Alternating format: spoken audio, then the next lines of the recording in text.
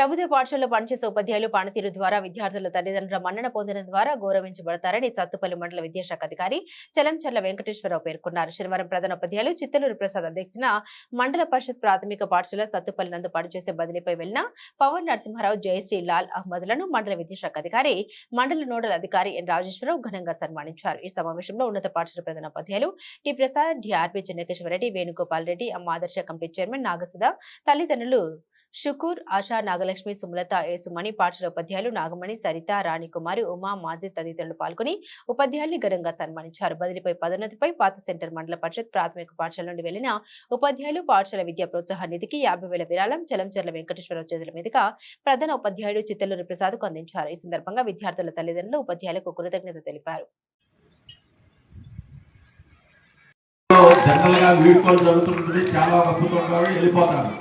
ఇక్కడ 10 సంవత్సరాలు దశాబ్ద కాలం పనిచేసినటువంటి నేపథ్యంలో ప్రతి యానివర్స్ డే కూడా వీళ్ళకి గెస్టులుగా రావడానికి అర్హత వచ్చింది.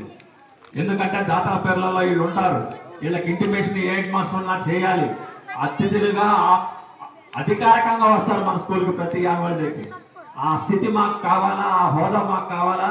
నేను ఇన్ని రోజులు పంచుకున్నటువంటి మరి ఆదరాభిమానాలు చూపినటువంటి మా పిల్లలకి మేలు కలగాల, వాళ్ళలో ప్రతిభ ప్రోత్సహించే నిమిత్తం ఈ నిధిస్తున్నామని ఇస్తున్నారు.